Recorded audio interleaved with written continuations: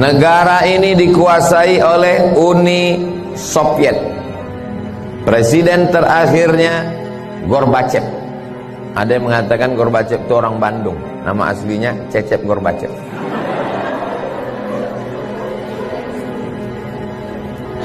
Kita tahu bahwa Uni Soviet komunis,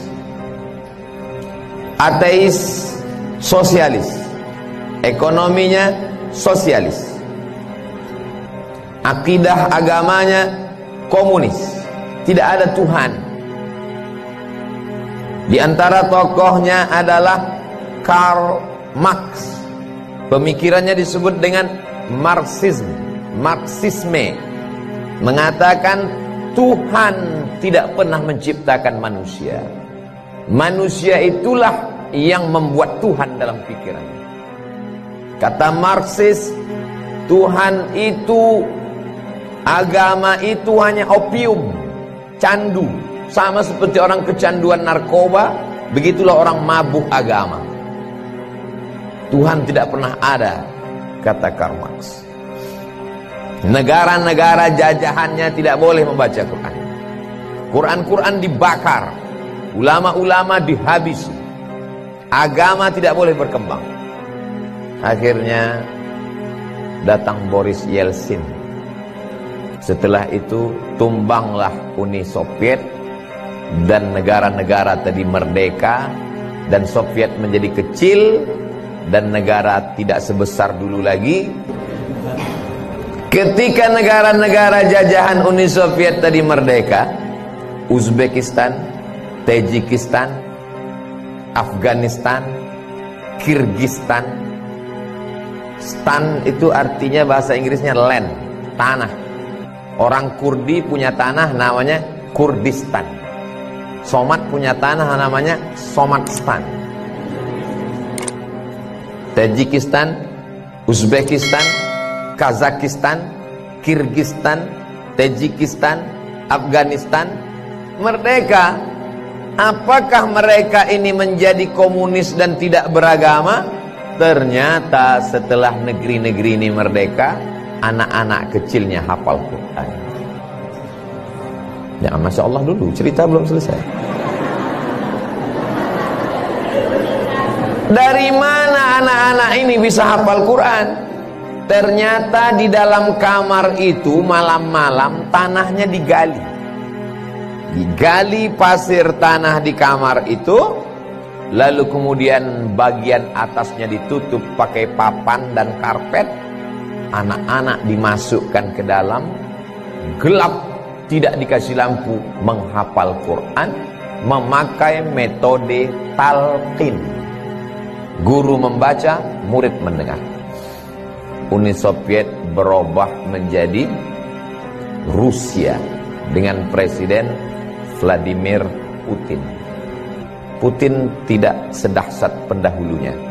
Dia masih mau meresmikan masjid bersama dengan Erdogan.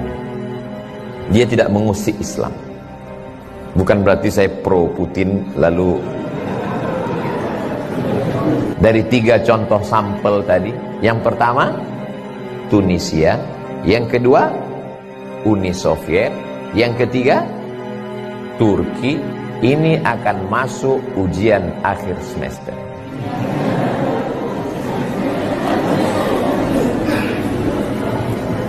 Kesimpulannya adalah jangan takut dengan penguasa yang zalim.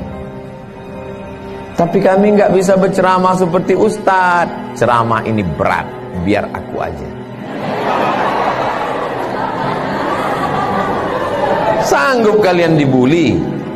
Sanggup kalian nanti upload tiba-tiba lebih banyak unlike, dislike? Sanggup kalian diserang oleh buzzer, caci maki, sumpah serapah? Kalian ngapal Quran. Bismillahirrahmanirrahim. Bismillahirrahmanirrahim. Idza as-samaa'u fatarat. Idza as-samaa'u fatarat. Wa idzal kawakibu tatharat. Wa idzal kawakibu tatharat. Wa idzal biharu fujirat. Tidak melihat Quran, tapi hafal Al-Quran. Gelap. Di tengah gelap itulah anak-anak itu menghafal Quran. Ketika tentara-tentara Uni Soviet datang, mereka diam, mereka sepi, mereka sunyi. Saat tentara tertidur malam, di malam itulah mereka mendidik anak-anak bertahajud dan menghafal Al-Quran. Terbukti janji Allah, inna nahnu nazzalna dzikra wa inna lahu lahafiz.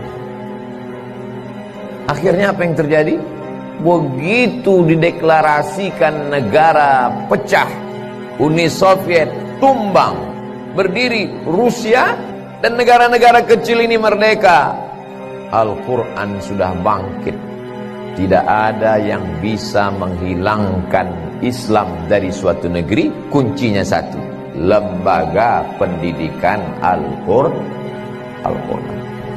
Jadi walau apapun yang terjadi di suatu negeri, sezolim itu pun penguasanya, selama lembaga pendidikan Quran masih ada, Allah masih akan menolong negeri itu.